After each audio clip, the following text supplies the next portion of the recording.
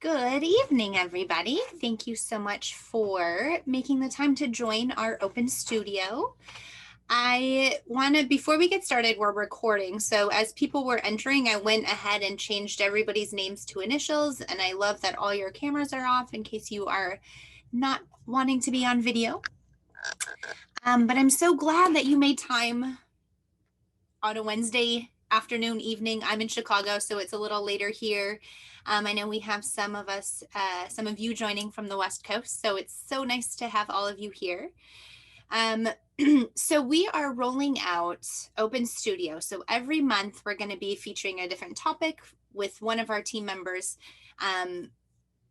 talking about that topic. So tonight we're talking all about sound birthing. And I know it's been more of a hot topic lately and more in the news, which is exciting. People are learning more about it. What is it? And so that's what we're going to talk about tonight.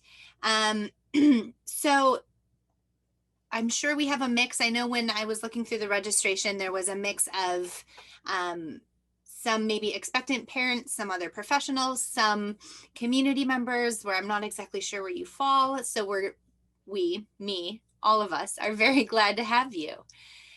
So whether you're familiar with sound birthing or not, tonight we're going to kind of go through what is music therapy assisted childbirth, what is birth music consultation, creative arts birthing, prenatal music therapy, postpartum music therapy, why do we care, what are the benefits? So hopefully you walk away tonight learning a little bit more than when you started, and there's a lot of good resources if you want to follow up and get more information afterwards as well.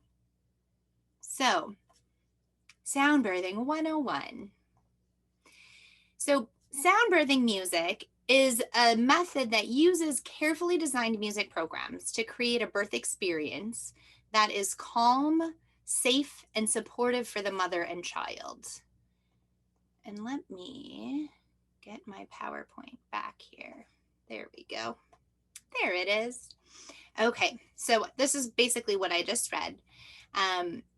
And with sound birthing, with the exception of the womb song, most of the music that is used in the sound birthing program within music therapy assisted childbirth or birth music consultation is going to be recorded music, and we'll get into the reasons for that in a little bit. So it's a pre and perinatal educational organization offering workshops for expectant mothers, music therapists, and birth professionals. So I have completed all 5 trainings within sound birthing music. And it was founded by Dr. Mary DiCamillo, who is an amazing educator. And her training program that she designed really was developed out of her extensive doctoral and postdoctoral work in pre and perinatal music therapy. So she's constantly evolving and integrating new research and things within how music therapy is supported within the world of labor and delivery. So again, the 5 different services that are under the umbrella of sound birthing is prenatal music therapy, creative arts birthing workshop, music therapy assisted childbirth, birth music consultation, and postpartum music therapy. Creative arts birthing workshop is in italics because it's more of a group.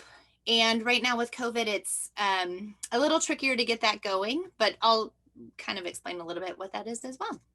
So prenatal music therapy.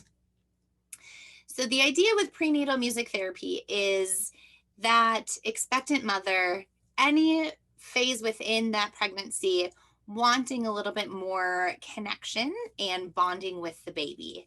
So research shows us that babies start to hear at 24 weeks.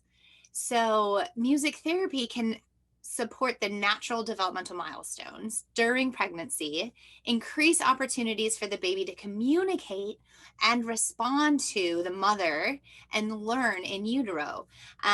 Through all of my training and books and education and all of that I've read, it's really amazing when music is present to see how the baby responds. Because after 24 weeks, they're able to hear. And although what they're typically hearing is a little bit muffled from the outside world, the biggest, most consistent thing they're hearing is mom. They're hearing mom's heartbeat, they're hearing mom's voice. So imagine when mom starts singing, the way that that can create opportunities to bond. And research shows that even after birth, the baby still recognizes and identifies mom's voice and mom's heartbeat over any other sound pretty much within like that first week of after birth, postpartum. So it's pretty incredible, that bond and connection that baby develops in utero. Music therapy can support and strengthen the bond, again, through singing, through active music making, as well as co-parent and baby and other family members, siblings, cousins, through interactive music making, lullabies, and shared music experiences. Music therapy sessions also may focus on supporting the mother and co-parent in processing past traumas or various losses and challenges, so that when the baby is ready to be born, everybody can be as present as they can in that moment to really welcome that new baby involved. Through all of our work as board certified music therapists, we have a bunch of different experience that really informs the way that we can support an expectant mother.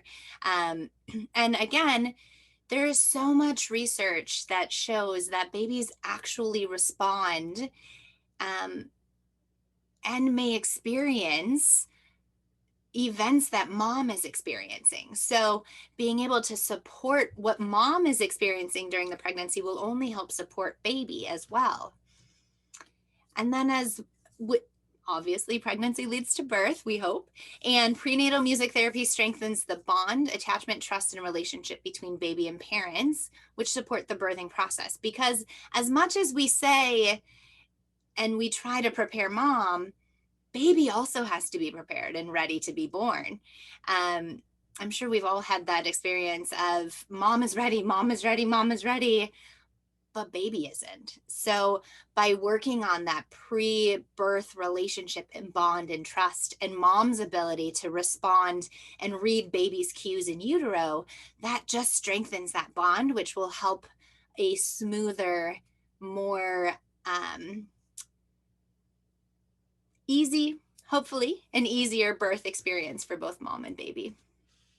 And then after birth, again, from 24 weeks all the way until, if it's full term, at 40 weeks, that last 16 weeks, baby is hearing. So all of the songs that are sung in utero, baby's learning and recognizing. There's been a bunch of research done on the baby's ability to really distinguish between songs and voices. And without fail, babies consistently recognize songs that they've heard in utero versus unfamiliar songs. They consistently recognize mom's voice and mom's inflection and tone versus other women's. And it's really fascinating, the research that they've done. They actually study the speed in which a baby sucks on a pacifier. And when a baby recognizes something, it speeds up a little bit quicker. So noticing that difference in response to hearing familiar versus unfamiliar songs, as well as just increasing the sensory experience.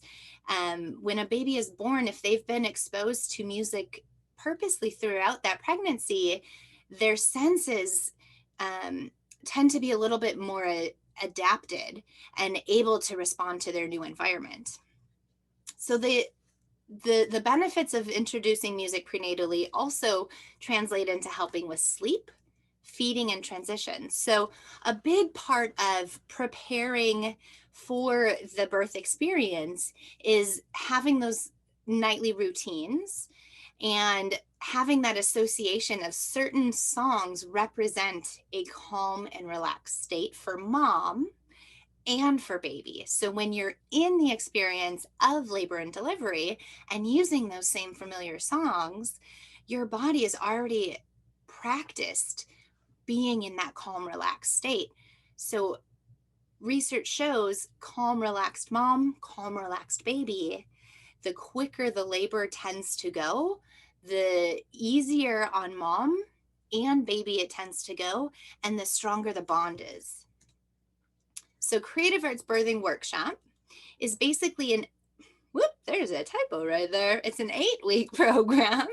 And each week focuses on a different element in the birthing process: preparing for birth, bonding with baby, using music in labor and birthing, planning for birth in early labor techniques, active labor techniques, transition labor techniques, breathing baby down, pushing in birth, and then preparing for postpartum. So those are various stages within labor.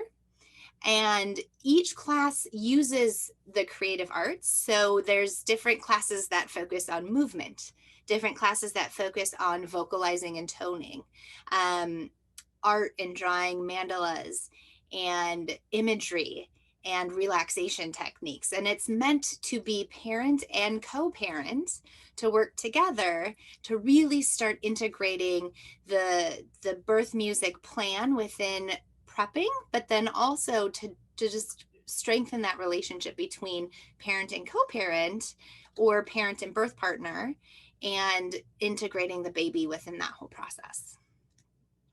So music therapy assisted childbirth.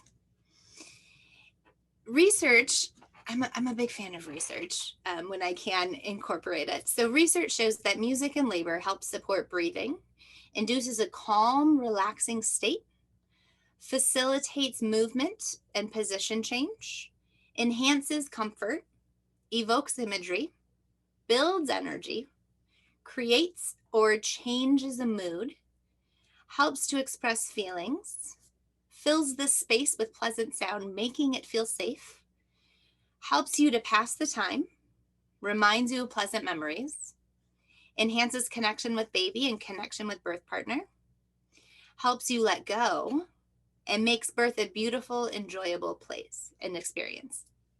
So a lot of times when you're in a birthing suite or a birthing center, the environment can feel very sterile and it can feel very generic. And when you're thinking about welcoming a new member into your family, how much more rewarding could that be if it's filled with song and if it's filled with this warm, loving feeling? And that's really what music therapy assisted childbirth tries to bring in and support and create, is that deeper relationship within the birthing process. And that's obviously through music, but also incorporating flameless candles, depending on preferences with mom, maybe some essential oils, and bringing in lamps, not having the overhead fluorescent lights, really creating the ambiance to be a very loving, supportive environment, which again will help mom feel more relaxed. Mom will feel more seen and more private, which is going to make her feel more trust in the environment, which all leads to the ultimate goal of a positive birth experience. So for centuries, women have been fearless in childbirth. With the support of a trusted loved one, again, the ultimate goal is to support the mom to feel private, safe, and unobserved. The last thing, a mother wants is to feel unneeded pressure on her in this very important time. The more relaxed mom is, the more relaxed baby is, and the easier labor and delivery will be. And the female body is set up to support this happening in the most amazing ways. So I want to share this other one with you, the joys of Zoom. So a couple of other things to just share. Throughout the labor experience, all of these amazing things are happening. So that includes the body's natural response and all of the hormones that are released throughout the experience. So thanks. It's a beautiful graphic. So again, for centuries, women have been doing this, fearless. But what does that mean as we're getting to learn more and have the science to really understand a little bit. So estrogen and progesterone, we've heard those hormones. If you're a female, you've heard them on and off throughout your entire life. And both of these hormones together initiate labor. And they activate pain-killing pathways in the brain and spinal cord in preparation for birth. And how is music involved in that? Is because music helps decrease pain awareness, blood pressure, and discomfort while regulating breathing. Oxytocin, music therapists have heard this hormone a lot, but in regards to labor, varying levels are released by the mother in the bloodstream. The further along in labor, the more is released. The baby is also producing oxytocin during labor. And it's thought to initiate the pattern of contractions and support crowning. And high levels in mother and baby after birth actually support bonding, and it's what elicits that love feeling. And when music is involved, music helps evoke social support from others and holds the birthing team together. We've all had that experience of awkward silence, and then the second a song comes on, it can almost cut through that silence. And I know personally, I have felt a sense of relief because now there's something commanding the attention and commanding the energy, where before it was just very awkward and anxiety provoking. And the same thing happens within a labor and delivery room or suite, is that music can really help hold everybody together and command the energy of that. Beta endorphins peak levels are present at the time of birth, and it supports physiological balance in the brain and acts as a natural painkiller, which supports birth. Elevated levels reinforce bonding between mom and baby, and it reduces the level of stress and increased feelings of pleasure and dependency, all things we want between a mom and a baby. And it supports breastfeeding as it facilitates the release of prolactin during labor and is present in breast milk. So music can be used to match or affirm moods and feelings during labor. Again, music is such a close connection with our emotions and really can help shift from one mood to the other, or really support and make somebody feel validated in what they're feeling. Catecholamines, that fight or flight response, those hormones, adrenaline and noradrenaline, they're produced in response to stress, hunger, cold and excitement. During labor, levels slowly rise, peaking around transition, and we'll get into kind of the stages of labor in a minute if you don't know what those are. And too high, too early can inhibit the progression of labor. A friend of mine just gave birth the other day, and she was basically not progressing for a series of 12 to 14 hours. And they were going back and forth of needing to induce Pitocin and all of those things. And basically what I'm sharing right now is our body can do it naturally. So the hope is that with the right support, there's no need for intervention, and that the body can really do it on its own. So music involved, it can block out extraneous sounds and really create a sound blanket to help mom and baby stay present and in the moment and really try to regulate those hormones. Because if you're in fight or flight mode, fight or flight or freeze sometimes, in relation to labor and delivery, we can definitely imagine how that can make things kind of progress in ways that will not be optimal. And then the last hormone is prolactin, mothering, or the nesting hormone. It's released during pregnancy and lactation. So it's that idea of like when towards the third trimester, when a lot of mothers experience nesting. It's a hormonal reaction. Your body is getting ready. So it's released and it helps prepare for breastfeeding. It stimulates milk production when progesterone levels drop after birth, and it helps the mother's brain organize and prepare for maternity and postpartum. And music supports relaxation, music supports breastfeeding, milk production, and bonding with baby. Because again, knowing that that hormone is released, and that's what stimulates breastfeeding, if we can help use music to promote relaxation, that hormone can be released a little bit easier. So a couple of other graphics I have here from what we went over. With prenatal music therapy, again, babies here at around 24 weeks gestational age. So prenatal music therapy can really help with development and learning, attachment and bonding, really supporting and strengthening the bond between mom and baby and co-parent. Preparation, music therapy sessions often would focus on supporting mother and co-parent, and just being really emotionally present for welcoming the baby. Birth, prenatal music therapy doesn't have to lead to incorporating the birthing experience within it, but it can also help support and get that mother and co-parent prepared and educated on how to integrate music.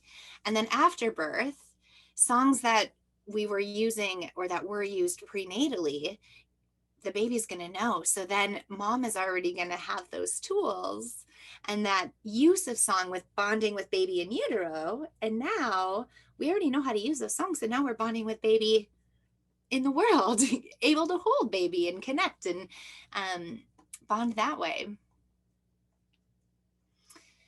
And then we're getting into a little bit of the music therapy assisted childbirth specifics. So we'll go backwards with this one. We'll start with this and then we'll go back to the slides. So music therapy assisted childbirth really helps with preparation. Using music throughout the pregnancy is a great way to support mom's emotions and prepare baby to enter the world. Physiologically, using music during labor and delivery, the benefits are amazing. So research shows music decreases blood pressure, regulates pulse, increases oxygen levels. And who wouldn't want that when you're in labor? I would want, to feel as calm and relaxed in my body as I can during that experience. Emotionally, music creates, again, that safe space, that container during birth, commanding the energy of the experience. It can also block pain, increase relaxation during labor. The more relaxed mom and baby are, again, the easier and the less need for intervention and the more positive experience the birth will hopefully be. Music can also, so with music therapy assisted childbirth, we'll say the OG model, the original model, would be a music therapist in the birthing room with mom and co-parent. Sometimes the music therapist is the co-support through the labor and delivery. So it's an extra person to help advocate for the birth plan. It's an extra person to ensure the environment is as best supportive to the mother as possible. It's an extra person that has trained eyes and trained knowledge on supporting mom, so mom can just really be present in the experience of birthing, and hopefully not as stressed about some of those extra things. And then the birth song or the womb song is such an important part within the music therapy assisted childbirth process. So I'm going to go back to the slide here. Okay, so we just went over the hormones in birth.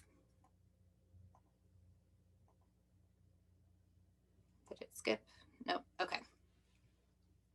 So a little bit of kind of what we just went over on that beautiful graphic. And then the birth song. So within music therapy assisted childbirth, what that means is it's not just the labor and delivery support, but it's helping prepare a couple of sessions beforehand. If not, maybe more support with music, prenatal music therapy, but an expectant mother coming in just wanting music therapy assisted childbirth, what would that look like? So it would be the initial meet and greet. And then it would be about a 2-hour session with the expectant mother and co-parent or partner if there is somebody there. And it's really to help think through the birth plan if that hasn't already been thought through. Kind of delegate roles. How is that going to look between now the birth team? discuss the various stages of labor and the implementation of music within each of those, because it does differ. Create a custom womb song. And this is one of the most rewarding, I think, selfishly rewarding experiences, is writing a song together with parents about the baby. And then that's included in that nightly routine and ritual with music. So within the sound birthing, there are, maybe 24 different playlists. That could be a gross under assumption. There's a plethora of playlists, and they're specifically set up for various stages of labor. But then there's also a whole catalog of nightly routine music. And the idea is to play that specific, we'll say like 5 or 6 different playlists, so that that's creating a routine. Every night you play those songs, you're relaxing maybe in the recliner in the baby's room, rocking in the recliner, spending just isolated time bonding with baby, maybe talking to baby about how the day was, responding to the baby's cues and movement, and just using that music to hold your bonding together, because that's going to come into play during the labor experience, because now you have that routine and that ritual going. And then after that womb song is created, singing it to the baby, because referencing earlier, what baby hears the most consistently is mom's voice and mom's heart rate and mom's digestion and what's going on with mom. And that's what really is going to sing loudest to baby, is mom. So getting that womb song, something that's very familiar, easy for mom to sing. So that is something that's created together with the music therapist and mom and co-parent. And it's written together and it's recorded, and then it's sent off to the parents so that they're able to connect with baby and sing it to baby.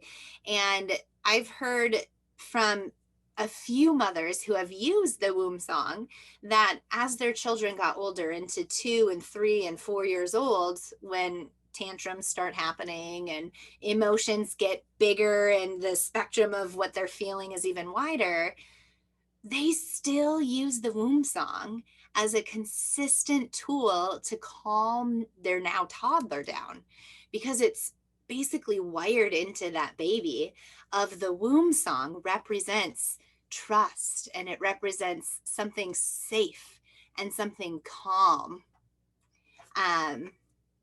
So it's that idea of really laying down the groundwork. And thank you, there are 90 playlists. So there are many playlists out there. So the idea of being able to connect with baby and creating that routine and that ritual in utero, which will then translate into a stronger bond and ability to kind of connect and relate as they continue developing those emotions through life. Okay. And then sound birthing consultation. This is something that's realistically really accessible now. With COVID, most birthing suites in hospitals allow parent and one other person.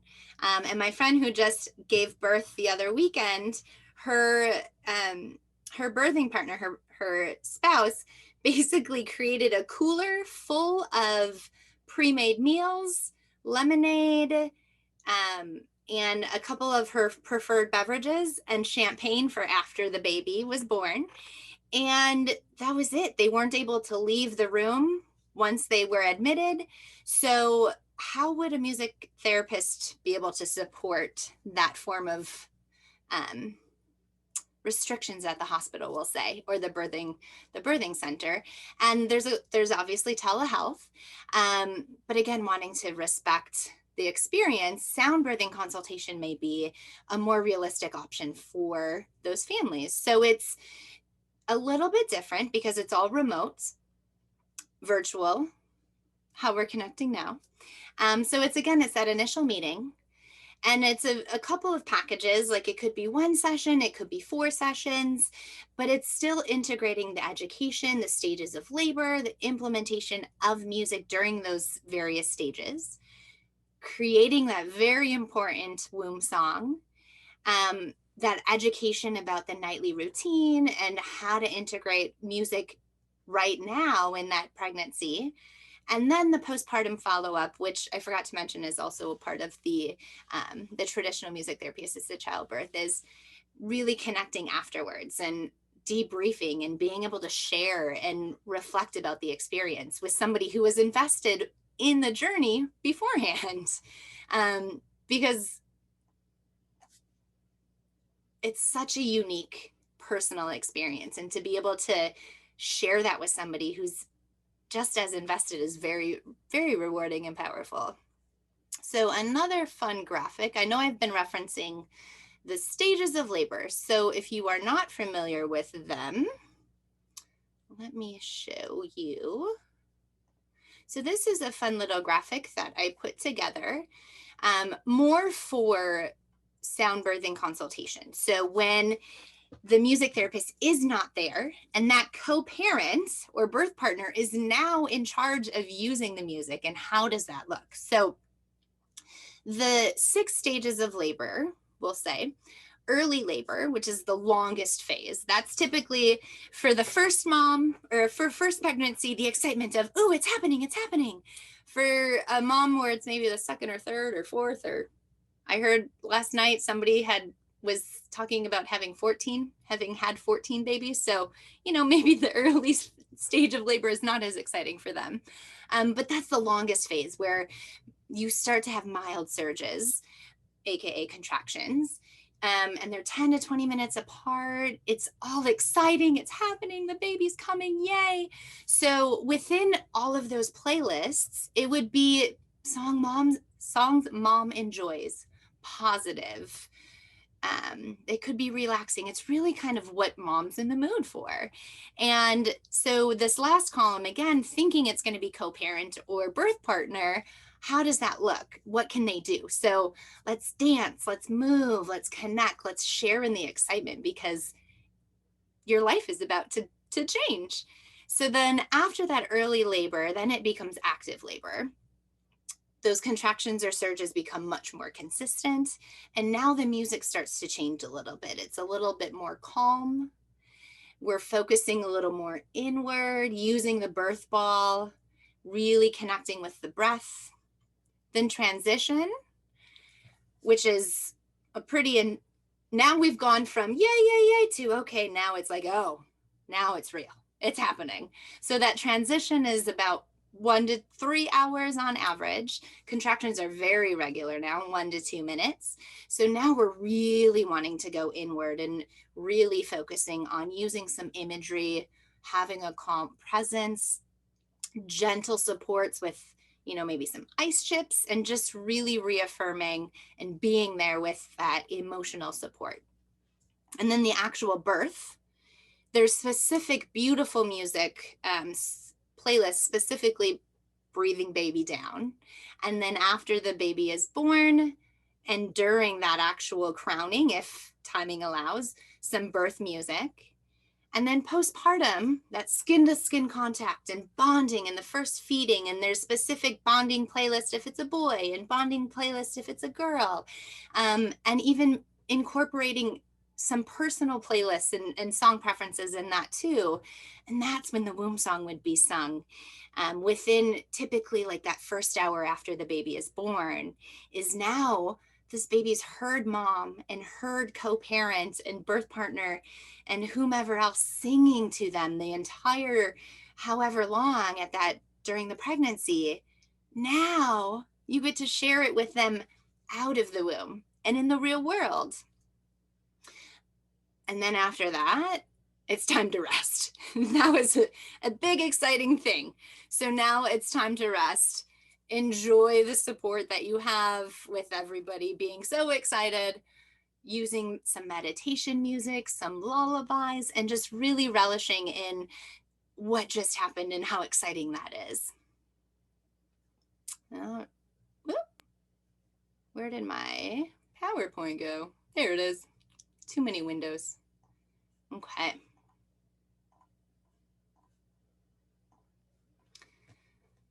So what I just showed you is the sound. I think I labeled it the menu.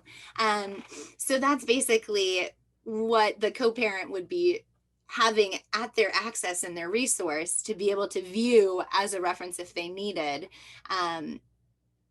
to use the music on their own through the experience. And then connecting afterwards, because again, that's such an important part, is the whole buildup and support, but then being able to debrief and share it afterwards. And then postpartum music therapy. Now you have the baby. Now what? So within postpartum music therapy, it's the idea of using everything that has been integrated so far, now connecting it in a slightly different way in the world. There's a physical baby here now. Instead of being in utero, now the baby is here. It's tangible. You can see the baby. And sometimes that changes the dynamic in the relationship, and that's okay. And that's a lot of what postpartum music therapy is to really support the bond and how it may be changed a little bit. If it's a first baby, it might be a lot of emotions of, I don't know how to do this. I don't know what this looks like. A lot of questioning everything. I know when, talking with friends and family who've had babies, the shift of now it's real. Now what do I do? And again, knowing all of those the ways that we used music to support in utero, now we can do that right now in the world, and connecting and bonding and creating similar calm environments to really connect and share in that love together. Reducing stress, providing interactive, loving attention between mom and baby or parent and baby, really helps create that healthy foundation and that base of a relationship moving forward. And I always like to recall and to tie in again that newborns remember mom's heartbeat, and they remember mom's voice, and how powerful that is with baby being calm when they can hear mom's voice. And each child has a unique personality filled with amazing gifts.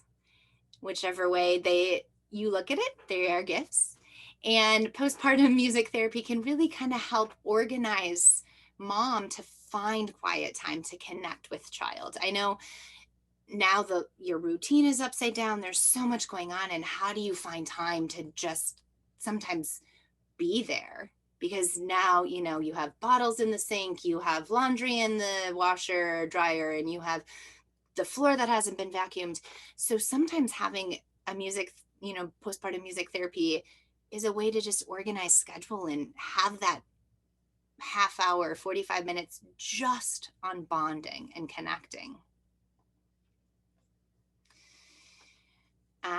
So again, helping support reading cues and responding to the baby's cues, sensory experience. Obviously, music is a very rich sensory experience. So bonding with baby through incorporating different instrument sounds and different ways of modulating and modifying your voice and your presence through humming and singing. And then, it's just another sense of validation and support. You're doing a great job. Everything is as it should be. And then education, and how can you continue to use music when the music therapist isn't there to continue supporting that development and growth of the baby. So like I mentioned, sound birthing music. This is the website. So if there's any music therapists on this webinar, I think that's what you'd call it, and you want to learn more about how to actually integrate sound birthing and music therapy assisted childbirth and all of the various things that I shared, check out this website, because it will give you all the links to the trainings, and Mary's contact information is on there, so you can reach out to her for direct questions.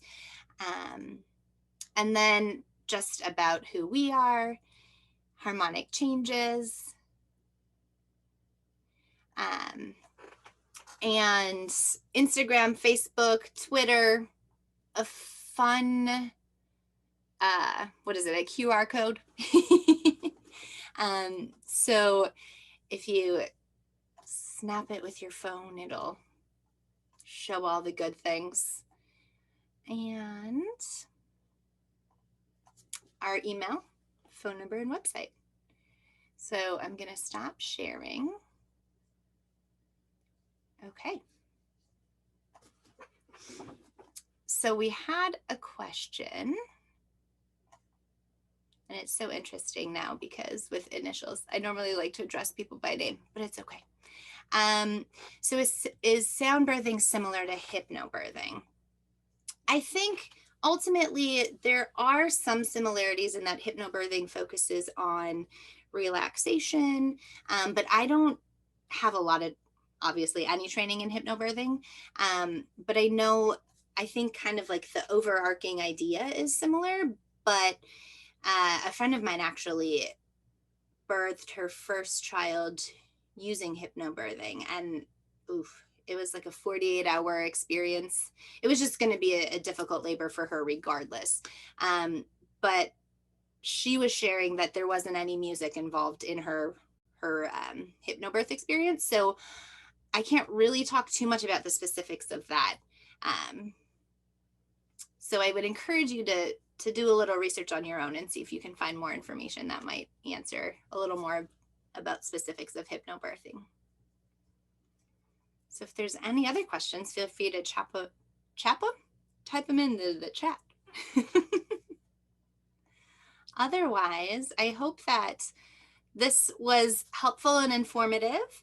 And again, we will be here again next month. I think next month the focus is going to be a little bit on what is neurologic music therapy. And let me get my calendar. It is going to be